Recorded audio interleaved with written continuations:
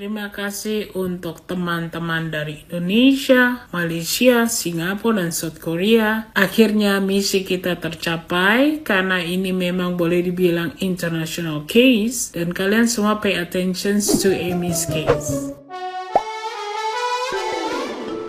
Hola netizen yang tercinta. Heboh polemik Amy Adenwong dan Tisa Ernie di Indonesia. Pengadilan Singapura turun tangan. Polemik rumah tangga warga negara Korea Amy dengan suaminya warga negara Singapura jadi sorotan di tanah air. Ini dipicu setelah sosok asal Indonesia yakni Tisa Ernie diduga terlibat dalam masalah tersebut. Amy juga terang-terangan menuding Tisa Ernie sebagai orang ketiga dalam pernikahannya. Tidak heran persoalan itu jadi sorotan netizen yang budiman di tanah air. Belakangan terungkap pengadilan Singapura sudah turun tangan mengusut masalah tersebut. Hal ini diungkapkan sendiri oleh Amy di podcast Feni Rose. Ia juga meminta Adenwong berhenti memanfaatkan anak-anaknya dalam konflik tersebut. Tidak hanya itu, Amy juga berharap supaya pihak Singapura dapat memberikan solusi untuk menjadi mediator bagi anak-anaknya. Amy merasa lebih bersyukur jika pihak Singapura dapat membongkar fakta yang sebenar-benarnya. Sebab hal tersebut dirasa benar oleh Amy ketimbang anak-anaknya harus ditahan seperti ini.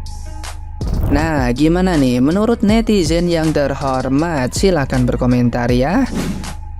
Wah, GP mau makan bareng kek, mau mainnya di kamar sendirian kek. Lama-lama gue curiga deh, ini adalah drama Korea settingan deh. Kayaknya mereka ini aktor-aktris dibayar ya, agar mungkin untuk mengalihkan isu. Karena gara-gara masalah ini, hasil rekap KPU tuh tenggelam gitu. Urusan apa capres-capres ini semuanya tuh tenggelam. Kayaknya mereka dibayar deh, gue curiga deh. Masa urusan kue apem lato-lato dan perselingkuhan tukang ngebor bisa mengalahkan isu nasional. Dan biasanya kalau ada isu yang berat pasti ada berita-berita aneh-aneh yang kurang mutu gitu. Urusan perselingkuhan lah, inilah itulah, selalu tepat pada waktunya. Gue curiga ini drama Korea karena nggak masuk akal menurut gue. Dan kalau di Eropa ini nggak bakal laku. Karena orang Eropa, orang Barat, ya bodo amat lo yang selingkuh-selingkuh lo, yang enak-enak lo.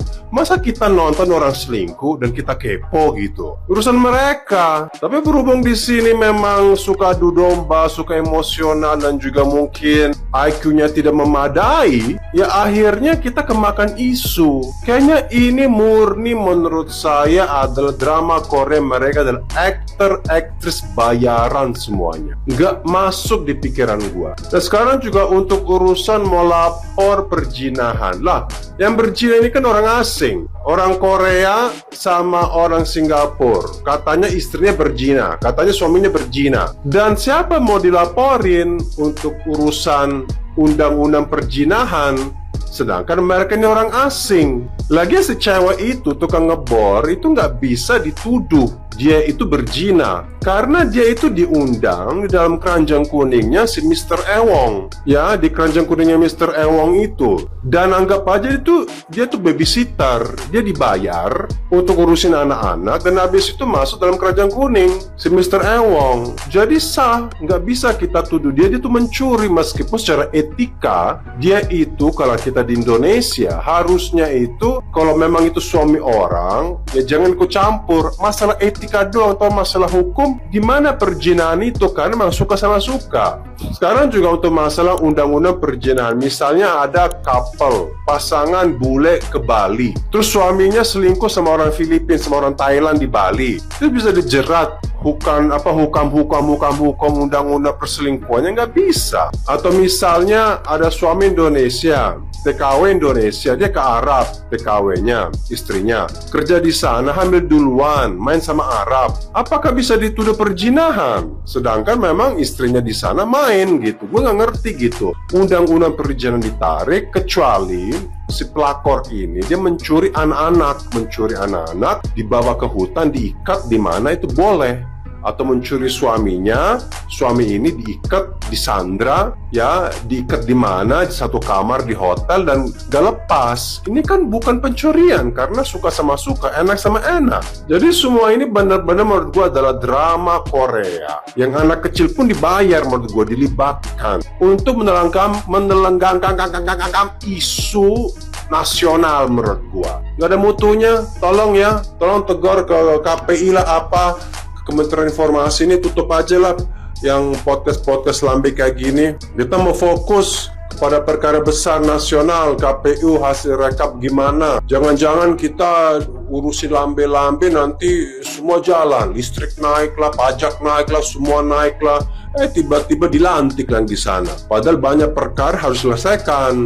Kayaknya begitu deh. Itu pandangan gue ya. Berhak dong gue sebagai WNI mencurigakan. Kok sekarang yang paling hot topic ini kue abang sama lato-lato yang gak ada mutunya. Lato-lato kue apem orang asing pula. Kecuali orang lokal. Orang lokal pun gak ada mutu. Ini kue apem lato-lato orang asing gitu yang nggak ada mutunya gitu, dan kita dibahas mereka kayaknya tuh nggak bingit gitu lah. Udah juga anak-anak ini juga suruh tidur lah, suruh sekolah lah, ngapain juga komen gini, bikin malu dan menjadi contoh yang tidak bagus. Nanti anak-anak lokal pun nanti ke podcast curhat untuk masalah mamanya, papanya, itu nggak bagus.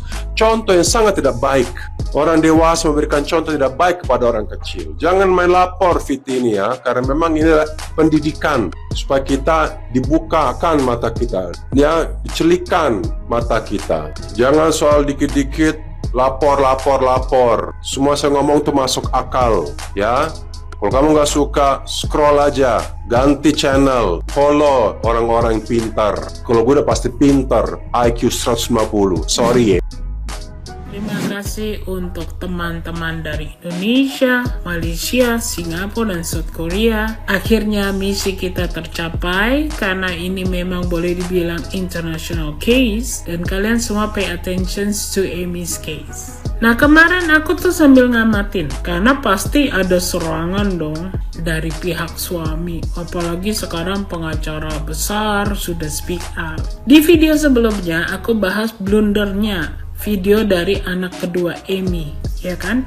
Nah, saking panik kayaknya tuh dibikin video susulan. Kakak pertamanya ngulang lagi dong videonya, tapi dengan sikap yang sama, banyak sambil ngeliat ke atas, mikir-mikir ya. Jenius, ngafalinnya banyak bener. Masalahnya ya, semua tuduhan itu perlu pembuktian. Dari kemarin yang bisa membuktikan Amy kan, kalian bolak-balik nuduh A, B, C, D, F, G, bisa kasih pembuktiannya? Dibuktikan dulu saja, ya, jangan main asal nuduh. Nah, tapi sekarang pengacara yang ditunjuk bilang, oh, motivasinya Amy soal insurance. You've got to be kidding me. Insurance. Jadi dia bilang makanya anaknya mesti di-save dari Amy karena anaknya ada gejala bundir. Jadi kalau sampai kenapa-napa sampai meninggoy, Amy akan dapat separuh dari klaim insurance bersama suami. Pertanyaan saya, emangnya bisa kalau karena bundir itu klaim asuransi keluar? Bisakah? Emang bisa kalau karena kasus pembunuhan, lalu yang membunuh si ibu, klaimnya keluar buat si ibu? Bisakah? Emangnya bisa pihak insurance tuh kalau mau kasih itu uang tuh nggak periksa dulu gitu? Ini kematian wajar apa tidak?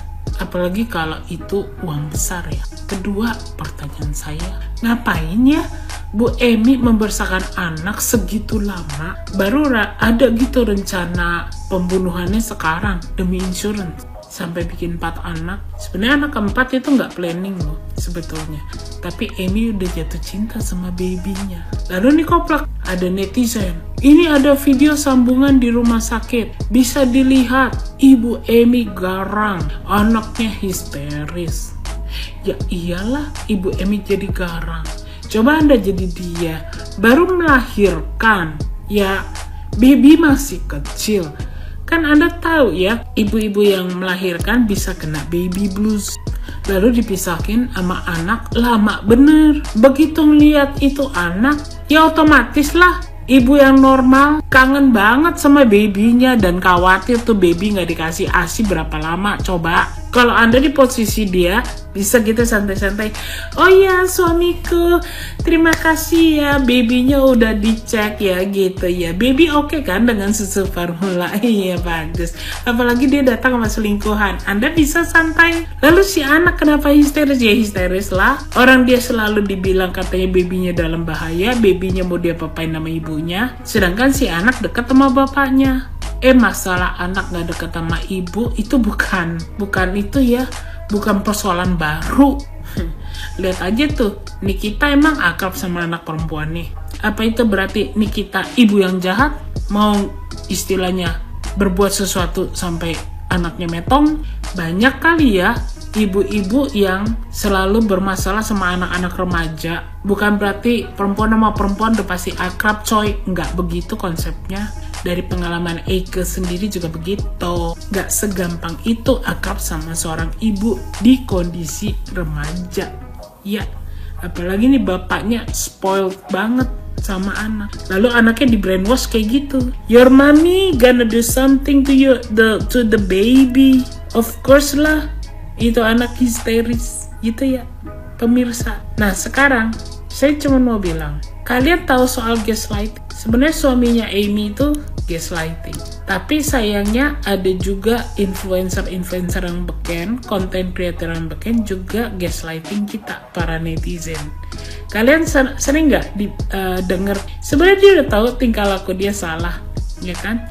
Tapi dia selalu lempar kesalahan ke netizen. Netizen sih maha benar katanya. Jadi dia begini karena gara-gara netizen sih. Iya deh, kita netizen apa sih? Cuman rumahan rengginang. Kita kan orang bodoh, gak ngerti apa-apa. Makanya karena kita gak ngerti apa-apa, diedukasi dong. Ya, daripada nuduh, coba dong jelasin ke kita yang orang bodoh ini pakai logikanya gimana. Kan biar kita sama-sama cerdas. Kita kawal kok kasus ini ya. Buat suaminya dan kroco-kroconya, kalau Anda mau dibela saya sama yang lain, sediakan bukti. Jelasinnya pakai logika. No tipu-tipu. Kita belain deh. Jamin. Bye.